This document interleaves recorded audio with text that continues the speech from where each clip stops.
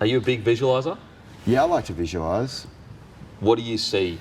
MSG, biggest fight of the year, Islam Makhachev. What are you seeing? I just see like a finish. I see a finish happening. I see the crowd going wild and just turning to the corner and just see him going berserk. Oh, man.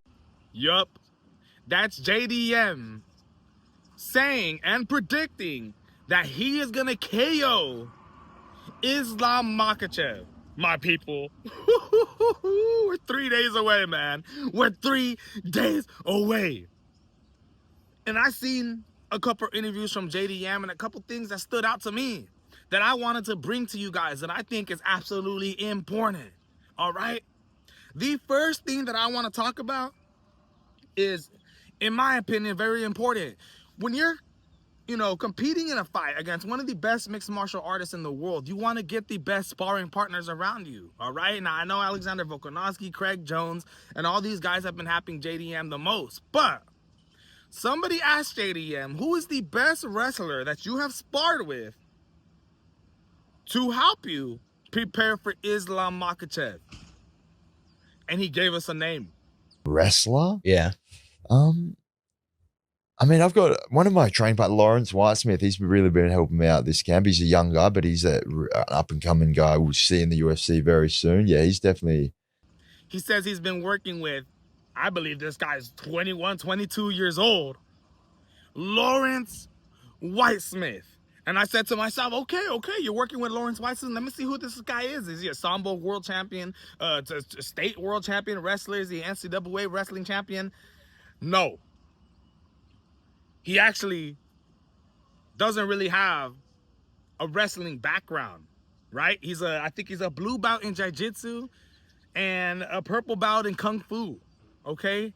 But when I look up his wrestling background, I don't see nothing that pops up. Lawrence Whitesmith, the main grappler and wrestler that's helping out JDM for this fight. Now, he is a welterweight. When you look and watch some of Lawrence Whitesmith's fights, he fights exactly the same as Islam Makhachev. I will give you that. This is a guy, the second the bell rings, the first 10 seconds, he is shooting double legs from half of the goddamn ring. Now, he's an explosive grappler who pushes you up against a cage and literally fights you like that. I'm not talking about like, oh no, he just comes and grapples a little bit. No, this guy, Lawrence Whitesmith, is actually a grappler just like Islam Makhachev, but not on the same level at all.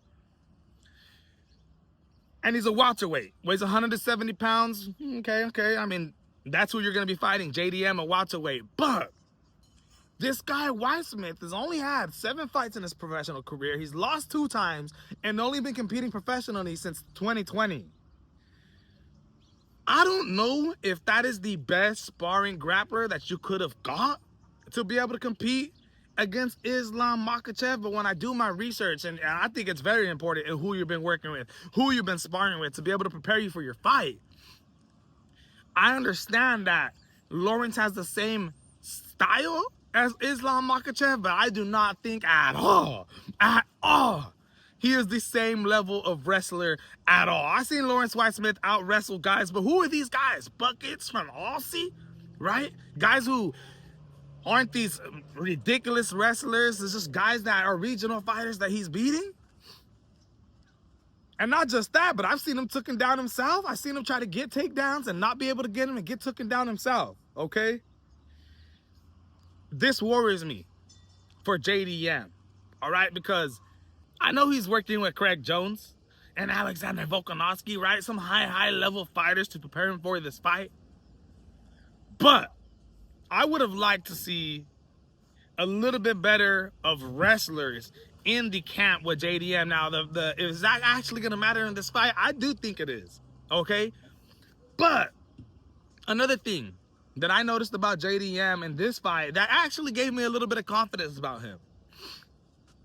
He understands that this is the hardest fight of his career. All right, he understands that Islam Makhachev, even though he's coming from a lighter weight class, he's looking at it like it's the hardest fight of his career. And that's great because you never want JDM underestimating, overlooking Islam Makhachev just because he's a lighter guy. So we know he's prepared for the best fighter that he's ever fought, okay? One thing that JDM had said was I actually don't feel the nerves, bro. I'm not getting nervous. This is just like any other fight to me. Even though we're fighting at the Madison Square Garden in New York City, to me, it feels like the same. And I'm going to be honest with you guys. I try to read him and I said to myself, you know what? That's actually really good. Because we know for a fact that the nerves aren't kicking in. And JDM is a relaxing guy as it is. You know, he doesn't talk a lot of crap, let alone even do a lot of interviews. I would say he's probably one of the most low-key champions that we have in the UFC.